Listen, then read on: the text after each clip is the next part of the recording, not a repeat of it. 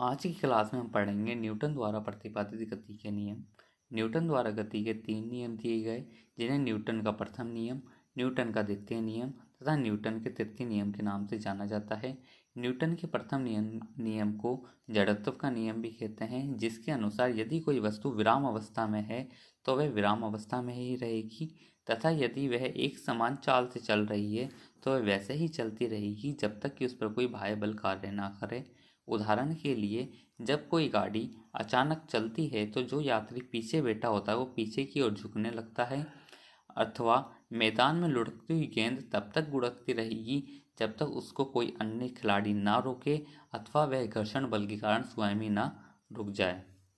यद्यपि जो मैदान है वो बिल्कुल समतल होगा, उस पर घर्षण बल नहीं होगा, तो बॉल सामान्यतः लुढ़कती ही रहेगी, उसका रुकने का सवाल उत्पन्न नहीं होता। न्यूटन का द्वितीय नियम, यदि वस्तु पर आरोपित बल फोर्स उस वस्तु के द्रव्यमान एम मास तथा उसमें बल की दिशा में उत्पन्न त्वरण के गुणनफल के बराबर होता है।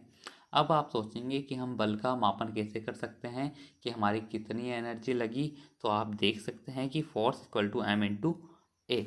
यदि आप मानते हैं कि त्वरण सेम भी है, कि दोनों वस्तु का त्वरण सेम है, फिर भी यदि एक वस्तु अधिक भारी है और एक वस्तु कम भारी है, तो आप देखेंगे कि अधिक भारी वस्तु पर आपका बल ज़्यादा लगेगा और कम भारी वस्तु पर आपका बल कम लगेगा। सेकंड कंडीशन में अगर आप द्रव्यमान को निश्चित रखते हैं, दोनों का द्रव्यमान, दोनों का वजन सेम रखते हैं, कि दोनों 1 किलो की अथवा दोनों 2 किलो की है, दोनों वस्तु सेम है, लेकिन उनका त्वरण अलग अलग है। एक वस्तु को आप ज़्यादा आगे ले जाते हैं और दूसरी वस्तु की दूरी कम रखते हैं, तो आप देखेंगे कि जिस वस्तु पे आपने ज़्यादा दूरी तय की है उस पर सामान्यतः आपका बल अधिक लगेगा। त्वरण किसे कहते हैं? वेग में होने वाली परिवर्तन की दर त्वरण कहलाती है।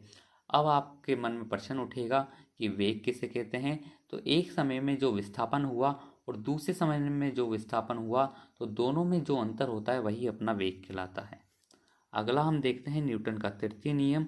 जब कोई व्यक्ति या वस्तु किसी दूसरी वस्तु पर बल लगाता है तो दूसरी वस्तु के द्वारा भी पहली वस्तु पर अथवा व्यक्ति पर उतना ही विपरीत बल लगाया जाता है।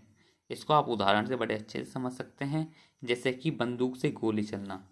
यदि कोई व्यक्ति बंदूक से गोली चलाता है तो गोली जो होती है वो बंदूक से निकल के आगे जाती है, लेकिन जो बंदूक होती है वो आदमी को पीछे की ओर धकेलती है। इसी प्रकार आप दूसरा उदाहरण ले सकते हैं कि आप एक स्प्रिंग को दबाने का प्रयत्न करते हैं, तो आप स्प्रिंग को जितना दबाएंगे वह उतनी ही तेजी से खुलेगी। इसलिए इसी नियम को क्रिया प्रतिक्रिया का नियम भी कहा जाता है। किसी भी वस्तु पर आप जितनी क्रिया करेंगे उस पर उतनी ही प्रतिक्रिया होगी। आज की क्लास में हम यहीं विराम देंगे। धन्यवाद।